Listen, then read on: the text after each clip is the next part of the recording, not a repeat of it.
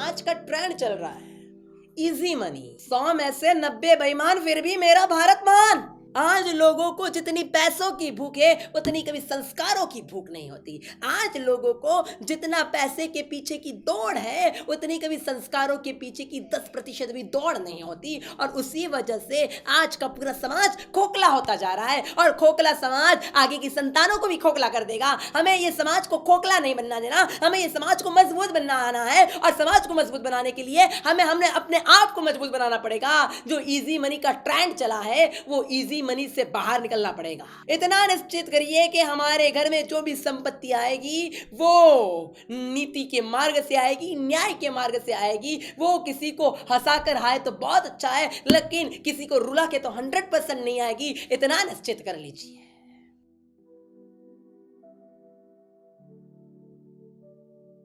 इस विश्व के अंदर हर व्यक्ति आसान तरीके से जीना चाहता है, आसान तरीके से जीतना चाहता है, लेकिन जिंदगी आसान बनती ही नहीं। जिंदगी डिफिकल्ट होती है, जिंदगी तकलीफदायक होती है, जिंदगी मेहनत वाली होती है, जिंदगी के अंदर अप एंड डाउन होते हैं, जिंदगी के अंदर डाउन एंड अप होते हैं। और इसीलिए आसान लगने वाली जिंदगी हार्ड बन जाती है। जब पेपर हार्ड लगने लगता है बंदा कॉपी करना चालू कर देता है। जब धंधा हार्ड लगता है बंदा मिक्सिंग करना चालू कर देता है। जब गवर्नमेंट का टैक्स हार्ड लगता है बंदा 2 नंबर में धंधा करना चालू कर देता है। लाइफ के अंदर जब भी व्यक्ति अनसक्सेस होने का महसूस करता है वो अनएथिकल बनना चालू कर देता है। और ये अनएथिकल उसकी सक्सेस को नहीं लाती है, लेकिन उसकी अनसक्सेस को बढ़ा देती है। और इसीलिए लाइफ के अंदर संघर्ष करने की तैयारी रखनी चाहिए। संघर्ष करने वाला व्यक्ति 100% सफल होता है, और सफल होने वाले व्यक्ति को 100% संघर्ष करना पड़ता है। सफलता कभी आसान नहीं होती, लेकिन सफलता एथिक्स के साथ होती है।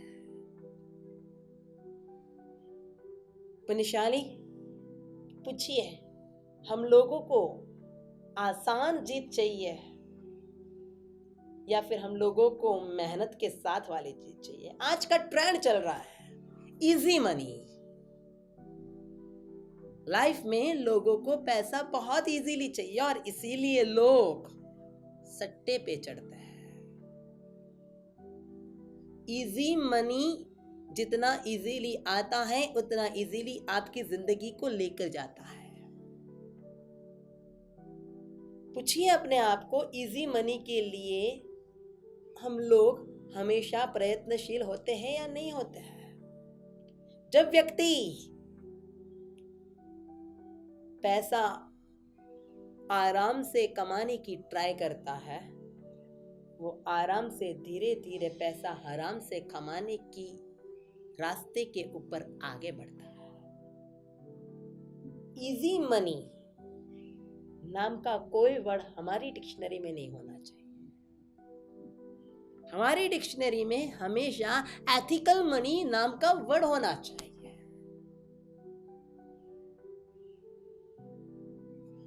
एक बहुत अच्छी बात कही है,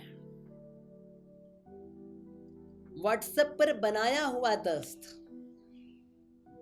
फेसबुक पर पटाई हुई लड़की, और सट्टे में कमाया हुआ पैसा मीठा तो लगता है, लेकिन कब कड़वा हो जाता है पता नहीं चलता।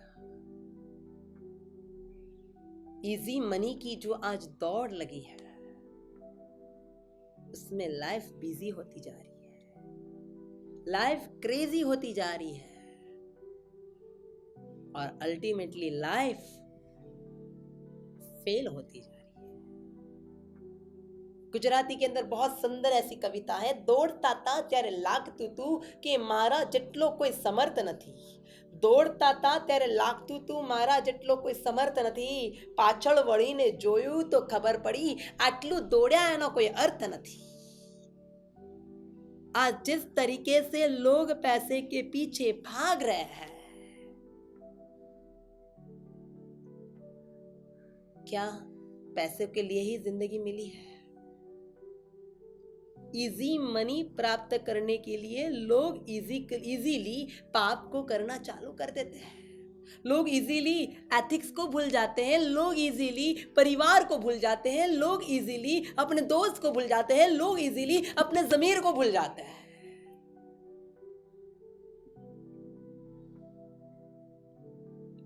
मेहनत से कमाई हुई लक्ष्मी टिकती भी है और फलती भी है। आराम से कमाई हुई लक्ष्मी टिकती भी नहीं और फलने की जगह पर फूटती है। एक सुंदर सी बात आती है। नगर का राजा अपना सुंदर सा राजमहल बनाया। राजमहल का दरवाजा नहीं बन रहा था। राजा बड़ा परेशान हो गया और किसी ने उसको रास्ता बताया कि प्रामाणिकता से किसी ने कमाई हुई सोना मोहर इस दरवाजे के नीचे गाड़ दीजिए, आपका दरवाजा बन जाएगा। 7 बार दरवाजा राजा ने बनाया था, 7 बार दरवाजा टूट चुका और इसीलिए राजा ने ये उपाय ढूंढने की कोशिश करी और उसमें ये उपाय उसे प्राप्त हुआ। राजा ने मंत्री से पूछा, अरे यार, लोग मुझे महसूल भरते हैं, वो पैसा और ये प्रामाणिकता का पैसा, दोनों में फर्क क्या पड़ा? मंत्री ने कहा, वो तो प्रामाणिक व्यक्ति मिलने पर ही पता चलेगा। और एक पुण्यशाली सेठ और उनकी लक्ष्मी पूरे नगर में प्रख्यात के प्रामाणिकता से आए हुए हैं। मंत्रीश्वर ने पूरी तपास करी और तपास के बाद में राजा से कहा कि राजन, ये सेठ की लक्ष्मी को हमारे दरवाजे के नीचे अगर गाड़ दिया जाएगा, आपका दरवाजा 100% बन जाएगा। राजा ने बोला, लेकिन मुझे पहले प्रूव करके बताओ कि मेरी लक्ष्मी और इनकी लक्ष्मी के बीच में फर्क क्या है। मंत्री ने कहा, ठीक है। और सेठ के पास में गए और सेठ को कहा कि प्रामाणिकता सिद्ध करने के लिए मुझे आपकी 5 सोना मोहर चाहिए।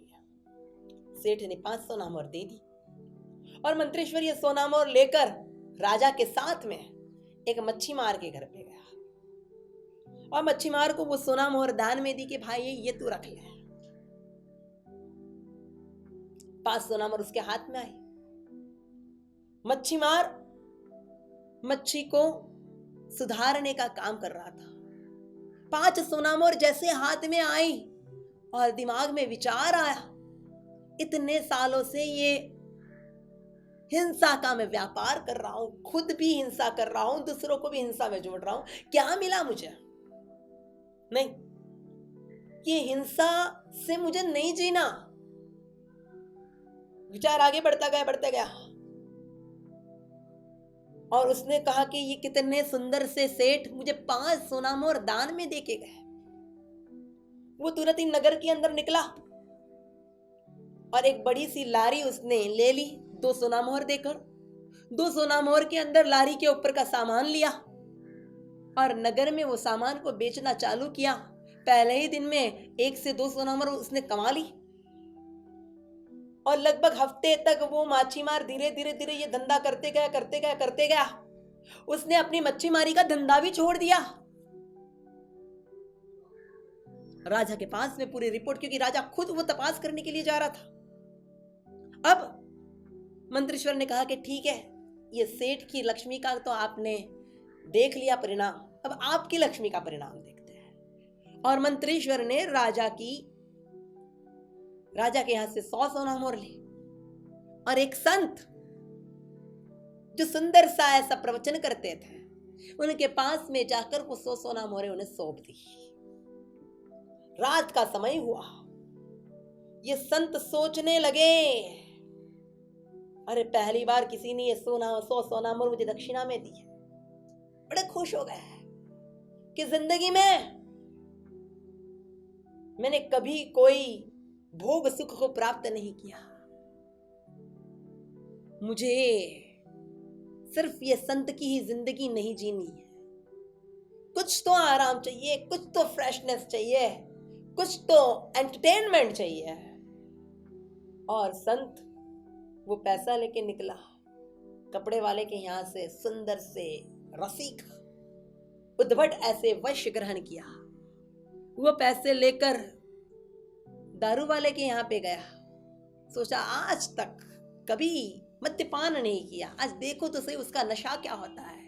और एक एक करते संत एक एक चीजों से नीचे नीचे नीचे गिरता हुआ एक गुनहगार बन गया। मेहनत से कमाई हुई लक्ष्मी अगर किसी के घर पे जाती है तो वो अपराधी को भी संत की कक्षा पे लेके आती है, और इजीली पाप से कमाई हुई लक्ष्मी अगर किसी के पेट में जाती है वो संत को भी अपराधी बना देती है। आपके संतान, आपकी संतति, आपका भविष्य, आपकी पीढ़ी, आपका वंश संस्कारमय चाहिए या संपत्तिवान चाहिए, ये निश्चित आपको करना है। आज लोगों को जितनी पैसों की भूख है उतनी कभी संस्कारों की भूख नहीं होती। आज लोगों को जितना पैसे के पीछे की दौड़ है उतनी कभी संस्कारों के पीछे की 10% भी दौड़ नहीं होती। और उसी वजह से आज का पूरा समाज खोखला होता जा रहा है, और खोखला समाज आगे की संतानों को भी खोखला कर देगा। हमें ये समाज को खोखला नहीं बनना देना, हमें ये समाज को मजबूत बनाना है। और समाज को मजबूत बनाने के लिए हमने अपने आप को मजबूत बनाना पड़ेगा। जो इजी मनी का ट्रेंड चला है वो इजी मनी से बाहर निकलना पड़ेगा, वो इजी मनी से बाहर निकलना पड़ेगा। इतना निश्चित करिए कि हमारे घर में जो भी संपत्ति आएगी वो नीति के मार्ग से आएगी, न्याय के मार्ग से आएगी। वो किसी को हंसाकर आए तो बहुत अच्छा है, लेकिन किसी को रुला के तो 100% नहीं आएगी। इतना निश्चित कर लीजिए। जिंदगी के पेपर में सफल होना है तो उसके लिए सबसे पहले आवश्यकता होती है नीतिमत्ता की। आपको पैसे के लिए भी नीतिमत्ता चाहिए, आपके जीवन में दोस्तों के लिए भी नीतिमत्ता चाहिए, आपके जीवन में पत्नी के लिए भी नीतिमत्ता चाहिए, आपके जीवन में आपके संतान के लिए भी नीतिमत्ता चाहिए। न्याय, संपन्नता, नीतिमत्ता ये जिंदगी के अंदर आवश्यक नहीं लेकिन अनिवार्य ऐसा अंग है। और आज के जमाने में ये नीतिमत्ता घटती जा रही है। आज टोपी घुमाने का जमाना आया है। आज लोगों को कौन कितना ज्यादा ठग सकता है उसका जमाना आया है। जो जितना ज्यादा बोल वचन देता है, जो जितना ज्यादा वचन देने के बाद मुकर जाता है वो उतना सफल। ये एक मानसिकता बैठी गई है, किसी को गिराए बिना कोई चढ़ नहीं सकता। ये मानसिकता आज लोगों के घर में घर चुकी है। आज लोगों के दिमाग में ये बात आ चुकी है, धर्म अलग धंधा अलग। और यही मानसिकता व्यक्ति को संस्कारहीनता की ओर लेके जाता है, दुर्दशा की ओर लेके जाता है। अगर समाज को मजबूत बनाना है तो नीतिमान ऐसा समाज चाहिए, और नीतिमान समाज के लिए नीतिमान व्यक्ति चाहिए। पहले के जमाने में अगर एक युवान को एक युवती के साथ बात करनी होती थी तो अपने बाप के सामने, अपने पिता के सामने वो बात नहीं कर सकता था। और आज तो माँ खुद कहती है कि मेरा बेटा कन्हैया। क्या ये नीतिमत्ता है? और यही नीतिमत्ता रहेगा तो आगे की युवा पीढ़ी का क्या होगा? स्टार्टअप का जमाना है आज, लोग हर चीज में स्टार्टअप करते हैं। What is meaning of startup? लोगों को ठगने का स्टार्टअप या नीतिमत्ता का स्टार्टअप? एक स्टार्टअप देश को महान बनाएगा, एक स्टार्टअप देश को खोखला बनाएगा। जापान की घटना है, जापान की घटना। जापान के अंदर एक बालक रास्ते से गुजर रहा था। जैसे यहां पे रुपया होता है वैसे वहां पे येन होती है। और वो जापान का बालक रास्ते के अंदर 100 येन उसको मिली, और वो 100 येन लेकर, चलो मैं एक बात आपसे पूछता हूं कि आपको अगर रास्ते में 500 रुपया, 2000 रुपये की नोट मिली, आप क्या करोगे? किसी में डालोगे या कोई अच्छी जगह पर वापरोगे या यूं ही छोड़ दोगे? चलो आपकी बात तो आप जानो। हम बात करते हैं उस जापान के बच्चे की। 100 येन मिली उसको, और वो येन लेकर पुलिस स्टेशन पे गया। पुलिस स्टेशन में गया और पुलिस को बताया कि मुझे रास्ते से ये येन मिली है, मैं आपको देने के लिए आया हूं, ये अपने जापान के राज भंडार में जमा की जाए। पुलिस ने सोचा कि ये 100 छोटी सी रकम है, मैं वापस कहाँ पे जाऊंगा, कहाँ पे दूंगा। उसने 100 येन वो बच्चे की ईमानदारी पर खुश होकर दे दी कि बेटा ये 100 येन तू रख ले। और वो 100 येन लेकर वो अपनी माता के घर पे आया, यानी कि अपने घर पे आया। घर पे आकर उसने माता को पूरी घटना बताई और माता के हाथ में 100 रुपये दिए, 100 येन दी। और माता का दिमाग फटा, उसने बच्चे का हाथ थामा और बच्चे को लेकर धन धन धन पुलिस स्टेशन पे पहुंची और पुलिस को बोला ये देश तुम्हारे बाप का है। पुलिस ने बोला व्हाट हैपन मैन, अब इस तरीके से क्यों बात कर रही है? तो किस देश को आपने गोद लेके रखा हुआ है? आप समझते क्या हो अपने आप को? पुलिस ने बोला बात क्या है ये तो मुझे बताइए। उस माता ने कहा मेरा बेटा 100 येन लेके आया, ये उसकी ड्यूटी थी, वो उसने अपनी ड्यूटी को निभाया। आपकी ड्यूटी थी वो 100 येन को अब राज भंडार में जमा करें, आपने उसको वापस कैसे दी? आपको अगर बहुत देने का मन होता था अपने खिसे से 100 येन निकाल के उसको देते, 100 रुपए निकाल के देते और ये 100 रुपए राज भंडार में जमा करवाते हैं। अगर तुम्हारे जैसी पुलिस रही ना तो ये हमारा देश बर्बाद हो जाएगा। ये उस माता का दावा था। उस पुलिस ने अपने खिसे में 100 रुपए नहीं डाले, उस पुलिस ने तो उस लड़के को वापस किए। और आज की सिचुएशन ऐसी, हम लोग तो ये बोलते हैं कि नेता भी भ्रष्ट होते हैं, पुलिस भी भ्रष्ट होती है और जनता भी भ्रष्ट होती है। 100 में से 90 बेईमान, फिर भी मेरा भारत मान नहीं। कहीं तो भी बदलाव लाना पड़ेगा। नीतिमत्ता के साथ व्यापार करना है, नीतिमत्ता के साथ व्यवहार करना है और नीतिमत्ता के साथ उपकार यानी कि परोपकार करना है। तीनों चीज, व्यापार नीतिमत्ता के साथ होना चाहिए, व्यवहार, छोटे बड़े व्यवहार आपकी नीतिमत्ता के धारा धोरण निश्चित करते हैं। हर व्यवहार नीतिमत्ता के साथ होना चाहिए। और परोपकार, आप अगर किसी को मदद कर रहे हैं किसी के पैसे से, तो आपके मुंह में से ये वर्ड निकलने चाहिए इसके पैसे हैं और इसकी तरफ से मैं दे रहा हूं। कोई भी आपने काम किया, जो काम जिसने किया उसकी क्रेडिट उसको मिलनी चाहिए। क्रेडिट देने में भी नीतिमत्ता होनी चाहिए, क्रेडिट लेने में भी नीतिमत्ता होनी चाहिए, व्यवहार करने में भी नीतिमत्ता होनी चाहिए और व्यवहार कराने में भी नीतिमत्ता होनी चाहिए, व्यापार करने में भी नीतिमत्ता होनी चाहिए, व्यापार करवाने में भी नीतिमत्ता होनी चाहिए, अपने परिवार के साथ नीतिमत्ता होनी चाहिए, अपने बिजनेस के साथ नीतिमत्ता होनी चाहिए, अपने समाज, अपने ज्ञाति, अपना धर्म, इन सब के साथ नीतिमत्ता होनी चाहिए, अपना देश उसके साथ भी नीतिमत्ता होनी चाहिए। नीतिमान व्यक्ति होगा तो नीतिमान परिवार होगा, नीतिमान परिवार होगा तो नीतिमान एरिया होगा, नीतिमान एरिया होगा तो नीतिमान स्टेशन होगा, नीतिमान स्टेशन होगा तो नीतिमान सिटी होगी, नीतिमान सिटी होगी तो नीतिमान स्टेट होगा और नीतिमान स्टेट होगा तो नीतिमान देश होगा, तो नीतिमान देश होगा। इस देश को नीतिमान बनाना है तो ये मत सोचो कि पूरा देश नीतिमान बनेगा तो फिर मैं नीतिमान बनूंगा। ये सोचो कम से कम मैं नीतिमान बनूंगा, देश के 10 लोगों को तो नीतिमान बना सकूंगा। इस देश के लिए मैं क्या कर सका ये सोचो, लेकिन ये देश के लिए मैं क्या कर सकता हूं ये पहले सोचो। मेरे धर्म के लिए, मेरे शासन के लिए मैंने क्या किया वो तो सोचो, लेकिन मेरे शासन के लिए मैं आज क्या कर सकता हूं वो पहले सोचो।